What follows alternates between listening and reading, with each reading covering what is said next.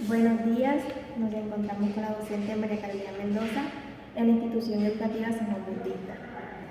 Teacher, le damos un cordial saludo y agradecemos su tiempo y voluntad por participar en la entrevista. Con todo gusto. El objetivo de la entrevista es con el fin de recolectar información para la aproximación a la investigación pedagógica en el curso de investigación educativa y pedagógica. Ok. A continuación le estaré haciendo una serie de preguntas y empezamos. De acuerdo con su percepción, ¿cómo son las instalaciones de la institución educativa en cuanto a tamaño, iluminación, ventilación, seguridad y aseo? Ok. La institución educativa San Juan Bautista cuenta en estos momentos con una infraestructura estable, está dotado de casi 12 salones de clase. No contamos con cancha de recreación, pero sí contamos con un comedor que fue donado por la Alcaldía Municipal de Chinú en el periodo de la doctora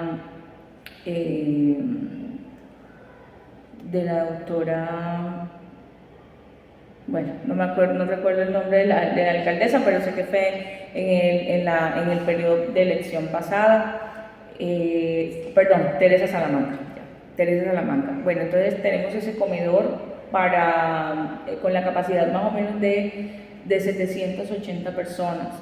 Ese comedor nos sirve, además de comedor, nos sirve también de aula múltiple cuando tenemos celebraciones. Entonces, en cuanto a eso, ha sido la obra insignia últimamente de la institución y con la que se realizó hace poco. En ventilación, lastimosamente nosotros estamos ubicados en la costa, en un sector de zona bastante calurosa, entonces la humedad acá también pega un poco fuerte. Tenemos en algunos salones la ventilación es agradable, en otros cuando la temperatura obviamente comienza de 12 del día a la 1, terminando la jornada, es un poco alta. Entonces, en ese rango de tiempo, la ventilación va a ser difícil porque la humedad en los salones es mayor. La iluminación, ya el rector en estos momentos ha adecuado cada salón con lámparas LED, entonces eso permite ampliar la iluminación para cada salón de clase. Y en cuanto a extensión, yo pensaría que la institución tiene casi el 60% del área está construida, todavía nos queda parte de terreno para seguir ampliando la infraestructura de la institución y cuenta también con zonas verdes, entonces creería que yo en términos generales estaríamos bien. Ok, seguiremos con la segunda. Además de los salones y los espacios para la recreación y el deporte, ¿qué otros recursos locativos cuentan en la institución para desarrollar sus clases? Bueno, como te decía anteriormente, aparte de los salones de clase, solo contamos con el comedor que se convierte en aula múltiple para celebrar los días más conmemorativos de la institución, como son la Feria de la Ciencia, el Día de la Madre, el Día del Estudiante. También contamos con un campo abierto, no es una cancha construida, una aula múltiple construida, pero también la tomamos como cancha al aire libre para que los estudiantes pues trabajen sus ejercicios y algunas actividades extracurriculares. ¿Cuáles aspectos pedagógicos, filosóficos y culturales definen la identidad académica de la institución educativa? Bueno, nosotros nos identificamos con el modelo criticista, idealista y pragmático. Eso es lo que define a la institución educacional San Juan Bautista. Culturales, nosotros estamos ubicados en el departamento de Córdoba, por ende, y en el municipio de Chinú, por ende, nuestra cultura va hacia lo étnico, hacia lo zenú. Pues tú sabes que una de las características que prima en la zona cordobesa es el porro y estamos trabajando porque el estudiante rescate obviamente la cultura cordobesa, o sea, incentivamos el porro, la puya, la cumbia, eso es lo que eso nos caracteriza. Entonces, dejamos a un lado el reggaetón, dejamos a un lado, no sé, la champeta que no nos pertenece, pero sí nos pertenece el porro. Entonces, estamos tratando de que el estudiante nuestro tome como suyo esta cultura que año tras año nos pertenece y se ha ido perdiendo. Entonces, en cuanto a eso, nos identificamos con la cultura cordobesa, la cultura zenú, y los tres modelos pedagógicos que rige a la institución educativa serían eso: el pragmático, el criticista y el idealista. ¿Cuáles proyectos transversales se desarrollan en la institución educativa y cómo es la participación de los estudiantes en los proyectos?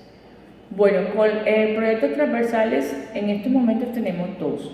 El de educación para la sexualidad se transversaliza con las diferentes asignaturas temas específicos que tienen que ver con la sexualidad del estudiante, pero no estamos hablando de un proyecto de sexualidad para métodos anticonceptivos, no, sino cómo el estudiante debe conocer su cuerpo, cómo valorar su cuerpo como persona. Trabajamos también temas como la dignidad, eso lo trabajamos en todas las demás áreas. Obviamente las áreas insignias son ética, religión, pero eso se transversaliza con las demás áreas en temas que consideramos se pueden transversalizar. El otro proyecto que tenemos es el del medio ambiente, que ese se trabaja con SENA, lo trabajan los estudiantes de 10º grado. Son los dos proyectos que en estos momentos se encuentran en marcha y se encuentran abanderados por la institución. Viene un proyecto que es el de Alianza Familia Escuela, que se va a socializar principios del próximo mes de octubre para poder ya arrancar con ese proyecto el otro año. Serían los dos proyectos como tal. Okay. ¿Qué otras actividades extraescolares se desarrollan o qué eventos institucionales se celebran? Bueno, actividades extracurriculares en este momento, en este año, no tenemos con los grupos porque el programa de Confacol, que estaba ligado a la danza, este año lastimosamente nuestra institución no salió favorecida con ese programa extracurricular, el programa de danza y de pitos y tambores. Pero las actividades sí que tenemos en la institución que se desarrolla en la institución, bueno, la Feria de la Ciencia, campeonatos deportivos y el Día Cultural. Eso sí lo hemos estado haciendo. Hacemos el desfile navideño que esperamos y que el próximo año también se dé. Entonces son como las actividades abanderadas que se realizan en la institución. ¿Cuántos estudiantes tienen en su curso y qué rango de edad se encuentran? Bueno, en mi curso como tal, como directora de grupo, yo tengo 22 estudiantes, pero la población estudiantil de la sede principal son más o menos 350 estudiantes, contando con los grados de preescolar hasta quinto de primaria. Pero la cantidad de estudiantes que tiene la institución, más o menos creo en este año oscila de 450 a 500 estudiantes, más o menos, es el estimado. Sí, más o menos sería eso. Y los rangos de edad. Bueno, como directora de grupo, mis estudiantes van desde los 12 a los 15 años. Y en general en la institución tenemos estudiantes desde los 4 años, porque este año se abrió el curso de jardín en preescolar. Entonces tenemos estudiantes desde los 4 años y el estudiante de 18 años, o sea, de 4 a 18 años. ¿De qué barrios o sectores provienen? ¿Pertenecen a algún grupo étnico?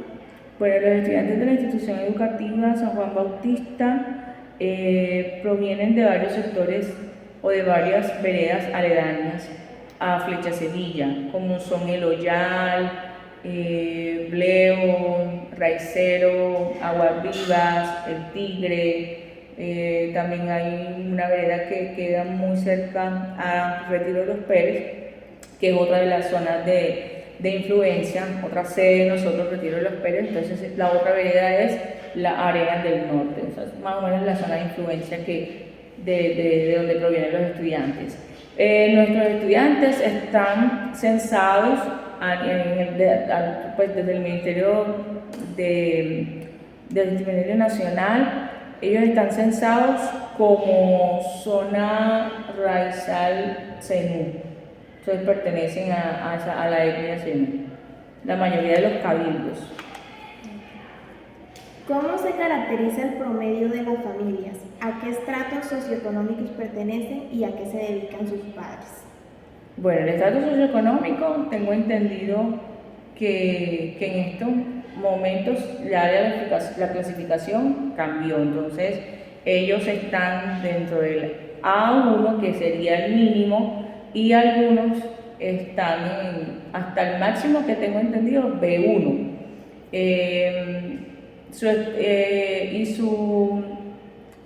Y su actividad económica tiene que ver con la agricultura.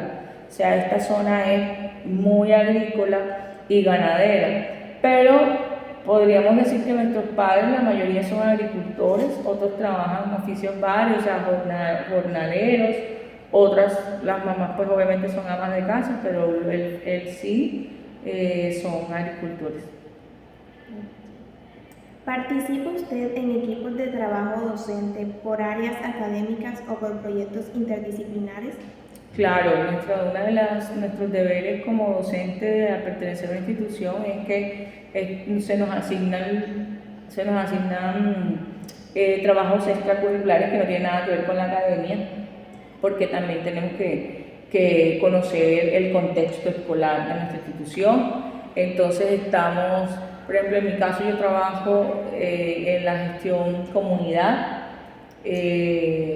lidero el proyecto de educación de sexualidad también con mi compañero, el profesor José Javier Vergara. En estos momentos estamos implementando otro proyecto que se debe iniciar para el próximo año, y es el de la Alianza Familia Escuela. Como directora de grupo, pues obviamente tengo que acompañar a mis estudiantes en la consecución de los logros para la Feria de la Ciencia, el Día Cultural, el Día Deportivo. O sea que como docente tenemos muchas más obligaciones, deberes que no tienen nada que ver con la academia, sino con las actividades extracurriculares.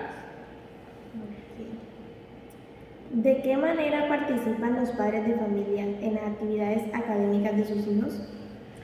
Bueno, como yo te decía, el proyecto que nosotros estamos liderando busca esto, que los padres estén más cercanos a la escuela, que estén más comprometidos con el proceso académico y disciplinario de sus hijos.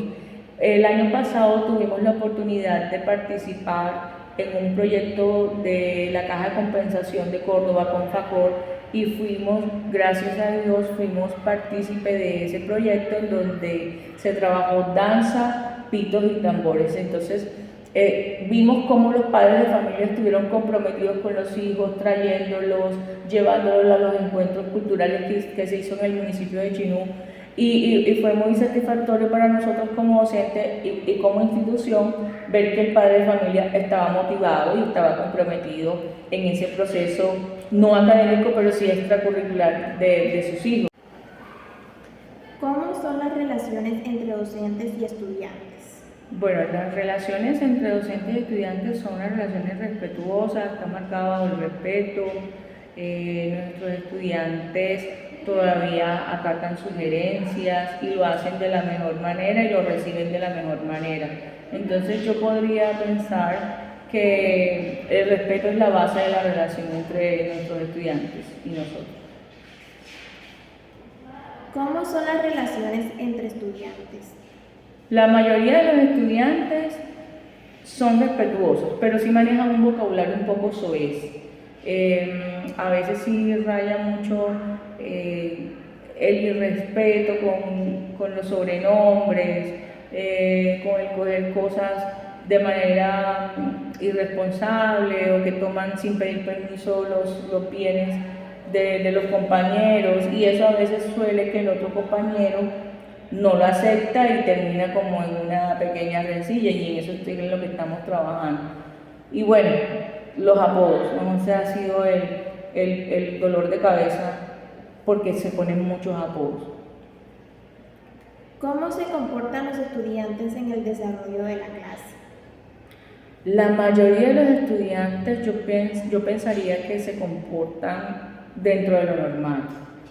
Aunque en mi clase a mí me gusta que mi estudiante pues no esté callado todo el tiempo, me gusta que esté hablando, que esté preguntando, que esté interesado en la clase. Yo considero que un estudiante tenerlo sentado todo el tiempo no hace amena una clase. O sea, el estudiante también debe pararse, debe hablar con su profesor o con el compañero, pero cuando ya te toca trabajar o cuando ya debes estar, no sé, interesado en la clase, sí debe estar motivado a prestar atención. Pero que sea una clase monótona todo el tiempo sentado, no considero que sería lo mejor. ¿Qué estrategias se emplea para el control de la disciplina? Bueno, las estrategias que yo por lo general utilizo es que si mi estudiante no se está comportando bien dentro de nuestro sistema de evaluación, tenemos una nota, que es una nota social, se da a cada director de grupo al consejo académico. Esa nota social, obviamente, depende de cómo nos comportamos el estudiante dentro de su grupo. Entonces, yo trato siempre de recordarles, valga la redundancia, recuerden que ustedes van por una nota social, y la nota social no es solamente un solo estudiante, eso es una nota grupal. ¿Cuáles son los factores que generan conflicto y cómo manejan esos conflictos? Bueno, los factores que manejan conflicto aquí en la comunidad educativa, pensaría yo que es la irritabilidad. Se irritan con nada, se colocan sobrenombres, algunos aceptan, se calman, hablan con el compañero, pero algunos otros no, manejan mucha ira y manejan mucha ansiedad. Es como el conflicto más común que tenemos en la institución. ¿Y cómo se maneja? Bueno, tratamos de llamar al estudiante o a los estudiantes implicados, que reconozcan su error, tratar de que cada uno se pida disculpas, de que hagan un acta de compromiso que no van a volver a cometer la misma falta, y si reinciden, pues ya se envía el caso a comité de convivencia. ¿Cuáles son las competencias a desarrollar en su clase y qué temas enseña? Bueno, en el caso de inglés, las competencias que trabajamos son las competencias pragmáticas, sociolingüísticas, y la mayoría de los estudiantes pues intentan de que esas competencias se desarrollen en la clase con temas que son teóricos y prácticos. Entonces, temas obviamente de sexto a 11, la mayoría, por ejemplo, verbo to be, vocabulary about descriptions of the human body, prepositions, animals, present perfect, past simple, simple present, daily routine. Entonces, los temas más comunes que tú vas a trabajar desde sexto a 11 grado. ¿Cuáles estrategias didácticas plantea para los distintos tipos de competencias a desarrollar? Ok, bueno, entonces yo trabajo algunas estrategias, es trabajar por proyectos, o sea, trabajamos el eje temático que tenemos que desarrollar en la clase, y ese eje temático, una vez ya se fortalece con el estudiante, se va a evidenciar su conocimiento a través de un proyecto. Entonces, trabajo a través de proyectos. Entonces, esa es una de las estrategias que he estado implementando.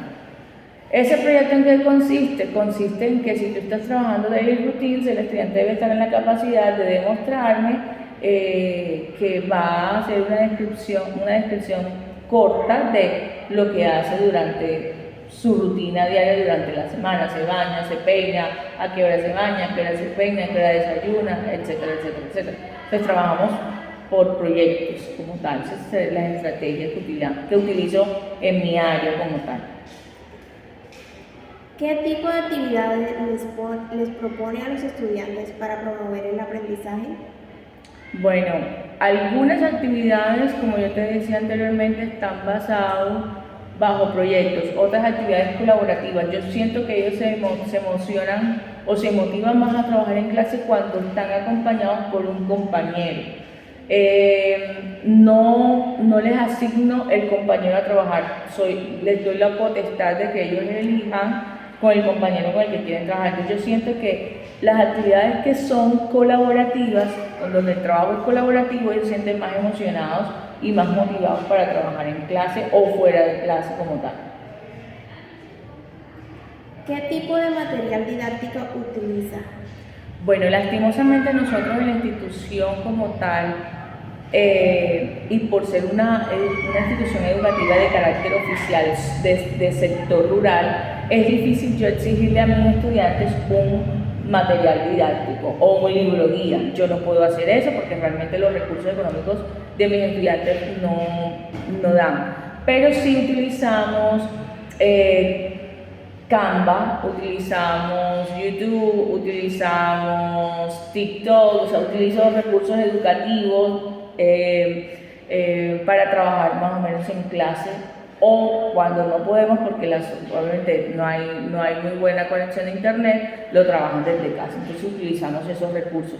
Canva, TikTok, utilizan también CapCut para hacer videos. ¿Qué recursos tecnológicos emplean?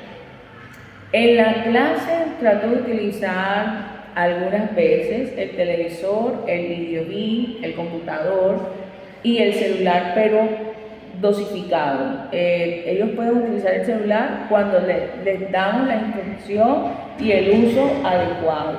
Y obviamente hay actividades que son extracurriculares donde el estudiante puede utilizar el celular, básicamente. ¿Cómo diseña el ambiente de aprendizaje? Bueno, el ambiente de aprendizaje se diseña basado primero en el eje temático que vamos a trabajar, basado en la guía didáctica que diseñe para el estudiante o para el curso como tal. Entonces, ese ambiente de aprendizaje se diseña basado en las necesidades, en los ejes temáticos, en los estilos de aprendizaje de mis estudiantes, porque todos no aprenden igual y todos no tienen el mismo estilo de aprendizaje, porque también tengo estudiantes con dificultades especiales. ¿Qué momentos planifica para el desarrollo de una clase?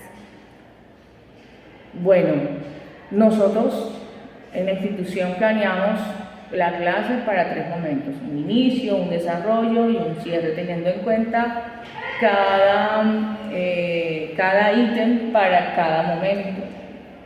La introducción, los saberes previos, ya así la transfiguración de ese aprendizaje, la transferencia, luego la valoración y bueno, obviamente recolectar todo lo que tú hiciste durante la clase, cómo se evidencia que el estudiante aprendió o no aprendió, pues a través de una evaluación ya sea diagnóstica, ya sea una evaluación formativa o sumativa, etc. ¿Tiene alguna rutina para iniciar sus clases? Si la respuesta es afirmativa, ¿cuál es esa rutina? Bueno, una rutina como tal, no la tengo, porque por decir que para que pueda hacer una rutina tiene que ser siempre, y nunca comienzo una clase igual. También eso depende de cómo mis estudiantes estén, el estado de ánimo influye mucho. Entonces, si yo veo que mis estudiantes están motivados para dar la clase, pues siempre inicio preguntándoles cómo se encuentran. O sea, eso sí, para mí, pues sí, esa sería mi rutina. Siempre les pregunto cómo están, cómo amanecieron, y dependiendo de cómo va a ser su respuesta, entonces sí, la clase inicia o trato de motivarlos y mantenerlos como activos para el inicio de la clase. ¿Cómo motiva a sus estudiantes para el aprendizaje? Bueno, en el área de inglés es un poco difícil porque siempre te preguntan, ¿para qué voy a estudiar inglés si yo no voy a salir de aquí? Y siempre les digo que no porque tú vivas en una zona rural, no significa que tu mundo se limita a donde tú estás. Las oportunidades pueden llegar en cualquier momento de nuestra vida y nosotros tenemos que estar prestos a aprender algo nuevo sin pensar en para qué me va a servir eso. Entonces, con el inglés pasa de que ellos se encuentran solo motivados a aprender por una nota, pero no aprenden para la vida. Entonces eso es lo que trato de hacer, de que cambien esa percepción, de que el inglés pues lo pueden aprender, así sea por si van a algún lugar diferente a su lugar de residencia, pues aprender un idioma o aprender una frase, un idioma extranjero, en este caso el inglés, les podría crear oportunidades más de las que les considero. ¿Quién evalúa qué tipos de evaluación implementa? ¿Diagnóstica, sumativa o formativa?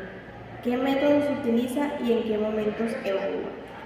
Bueno, los tipos de evaluación que realmente en nuestra institución se implementan son la diagnóstica al inicio del año, porque necesitamos saber cómo llegan nuestros estudiantes. Obviamente también los estudiantes que vienen de otras instituciones se necesitan diagnosticar en qué nivel académico se encuentran, qué dificultades presentan o si no presentan dificultades. Y bueno, entonces sí, utilizamos la diagnóstica, la sumativa obviamente y la formativa, porque como te decía, en nuestros CIES está la nota social y esa es formar al estudiante de manera integral y no solamente lo evalúa el profesor de dicha área o de las diferentes áreas, sino con ayuda de su director de grupo y el coordinador académico. Bueno, ¿y qué métodos utilizo? Pues durante la clase o al final de la clase se evalúa conforme a lo que hayamos trabajado y en qué momento se evalúa. Al inicio, porque se evalúa, puede ser con una pregunta, problema, se evalúa al inicio, se evalúa al final de la clase y durante el periodo obviamente hacemos exámenes por periodos, exámenes de tipo prueba saber al final del periodo como tal. ¿Cuáles son las actitudes de los estudiantes frente al estudio? Las actitudes de los estudiantes frente al estudio, bueno, la mayoría de los estudiantes son estudiantes responsables, la mayoría, pero sí te encuentras con estudiantes que están desmotivados por muchos factores emocionales, factores familiares, factores socioeconómicos. Tenemos estudiantes que a veces no llegan ni con un desayuno, o sea, no han comido nada. Un estudiante que no esté bien alimentado no va a producir. Entonces los factores son múltiples, pero la mayoría de los estudiantes encuentran en el estudio una fuente de progreso. Algunos otros lo ven como que no los motiva, o sea, ¿para qué voy a estudiar si yo no voy a seguir una carrera? Entonces es aquí cuando nosotros entramos a decirle al estudiante, es que hoy día ya la concepción de estudiar cambió.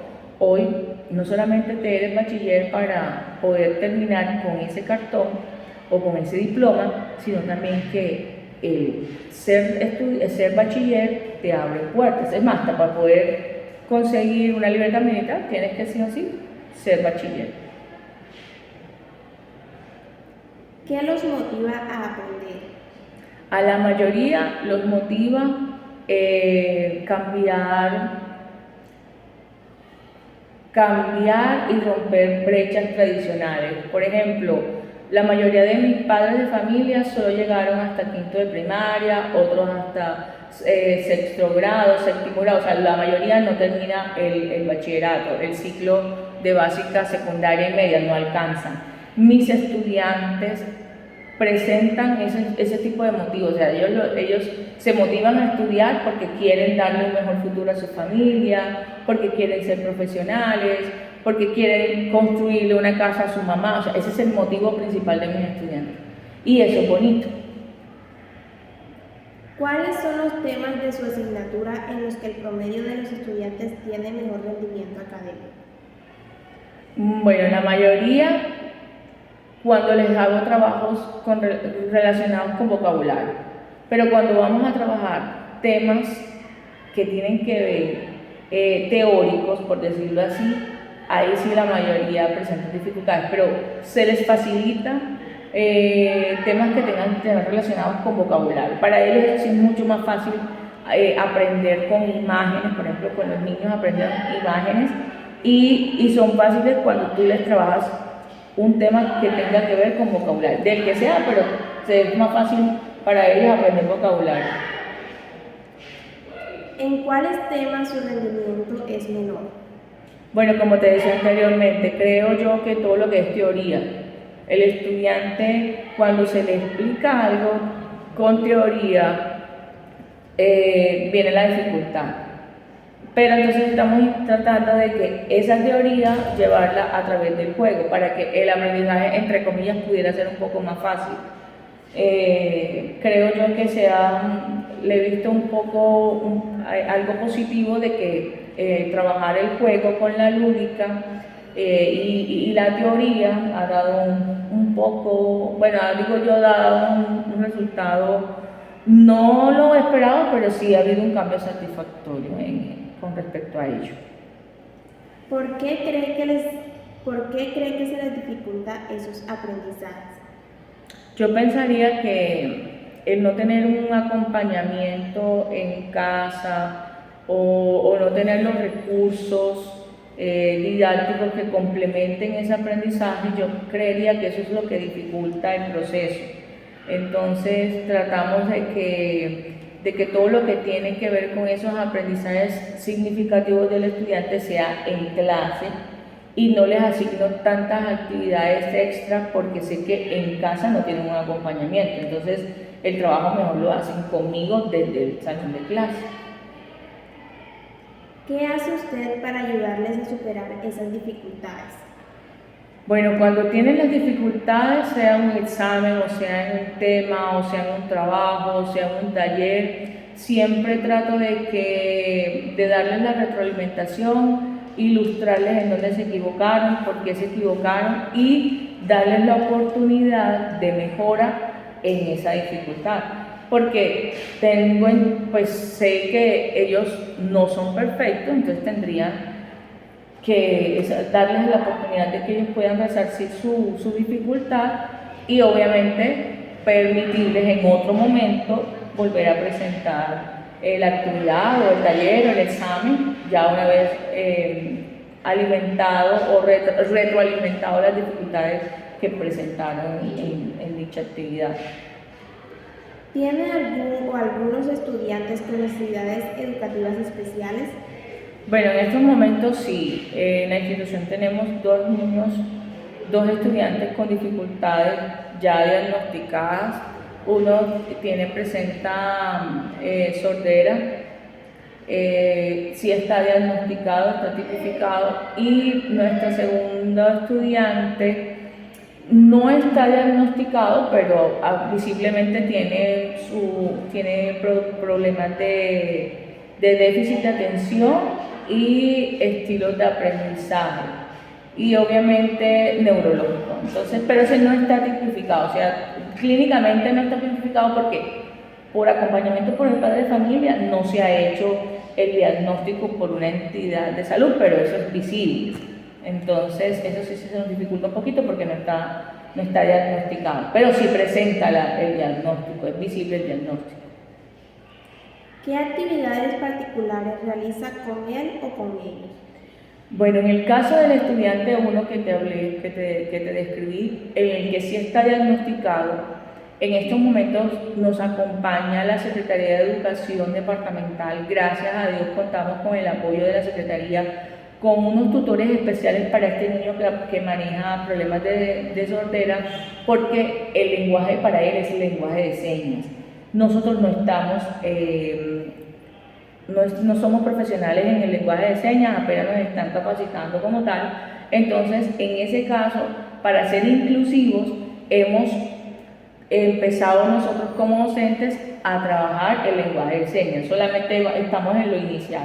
Entonces, con nuestro estudiante, si lo saludamos, si le decimos hola, ¿cómo estás?, en su lenguaje de señas, y apenas estamos comenzando a implementar ese tipo de aprendizaje, y yo supongo que en el transcurrir del año y comienzo del otro, ya empezaremos entonces a ser inclusivos en nuestro plan de área, el lenguaje de señas, para que pueda nuestro estudiante también ser valorado como tal. ¿Le gustaría mejorar algo en sus clases? ¿Qué específicamente? Bueno, me encantaría mejorar dos cosas. Primero, el ambiente del aula. Me encantaría tener un aula con múltiples recursos, que mis estudiantes cuando entren pues puedan tener, no sé, una pantalla plana para poder dar las clases. Me gustaría tener parlantes, me gustaría tener un aire acondicionado para que fuera mucho más como el aprendizaje, porque pues, te dije anteriormente que nosotros estamos en una zona bastante calurosa, entonces mis estudiantes no se concentran mucho por el calor. ¿Y qué más me encantaría? Tener recursos educativos que sean acordes al aprendizaje, en este caso en el área de inglés. Serían las cosas que me gustaría cambiar específicamente de eso. Bueno, teacher, hemos llegado al final de esta entrevista. Le agradezco por su valiosa colaboración. Con todo gusto, Isabela. Sus respuestas serán tenidas en cuenta para la elección de un posible tema de investigación. Bueno, muchas gracias. Con todo gusto, que tengan un feliz día. Gracias.